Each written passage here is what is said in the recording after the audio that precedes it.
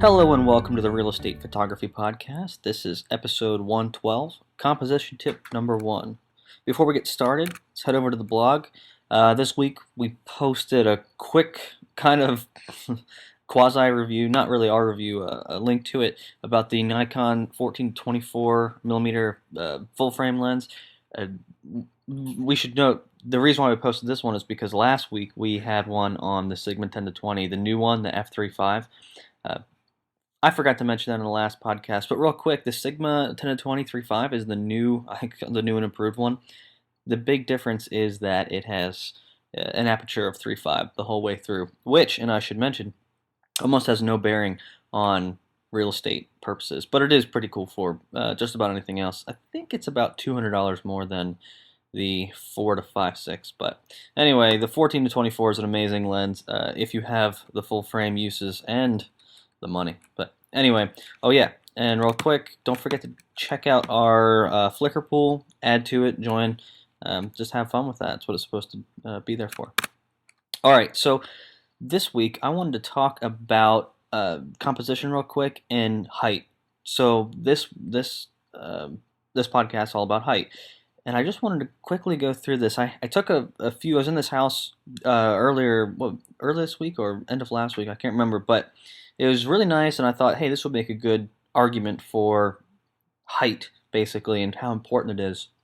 And it's something that's overlooked a lot, and it's not discussed much in kind of getting into real estate photography. By the way, height's pretty important because and I'm talking a lot at first. I'll stop talking and start showing in a second, but it's really important to get the height right depending on the size of the room and the features in the room. For example, I'm just going to go through this real quick, the 5 that I have, and you're going to see the room, or I'm going to go down and you're going to see what changes are made in this kitchen. So a little bit lower, a little bit lower, a little bit lower, and finally a little bit lower. And then we'll go up, and you'll see once again some major changes. And I'm going to point them all out one more time. Compared to okay, so the first large amount of change you should notice is the cabinet faces.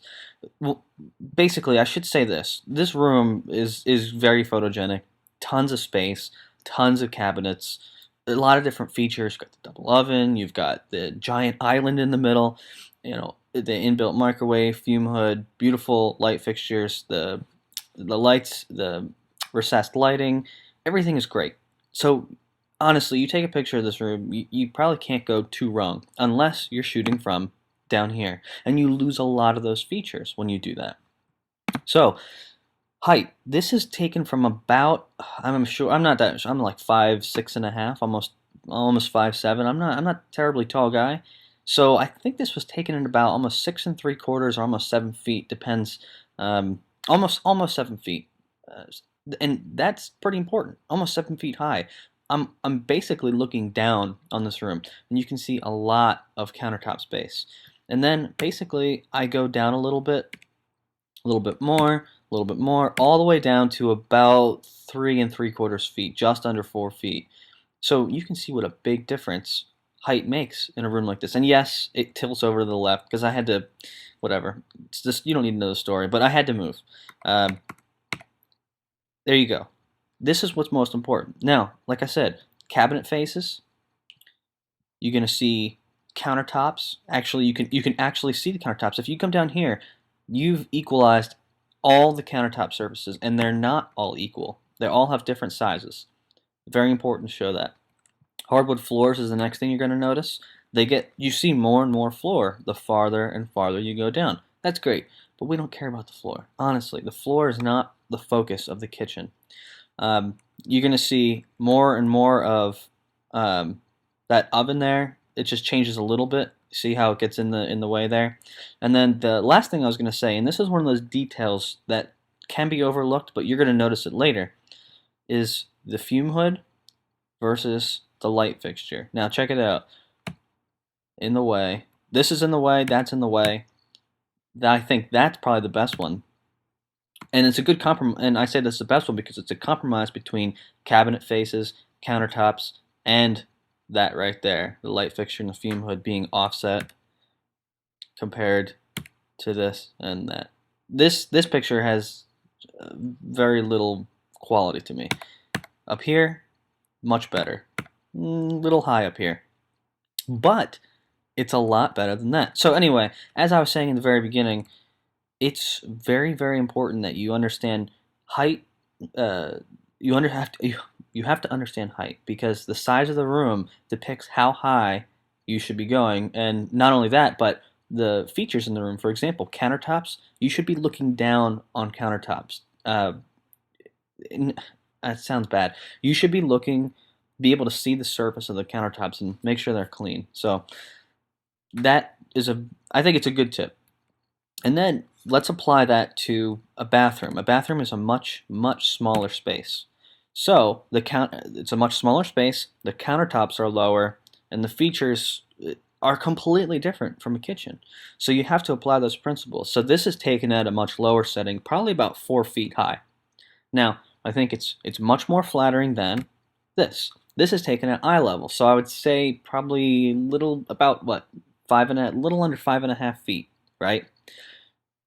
Not very flattering. This is what you see when you start to look down, naturally.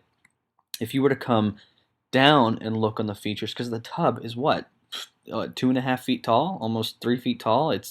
You don't want to be looking down on the tub. You want to be looking at the tub.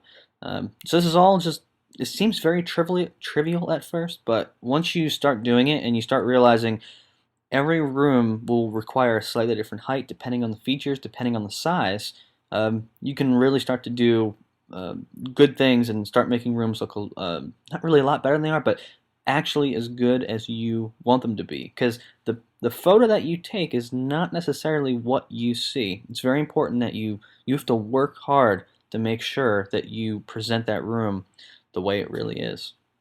And that sounds a little vague, but I hope that you see the difference between that, and that, well, obviously you'll see the difference between all of these. So with that, I say thank you for watching again.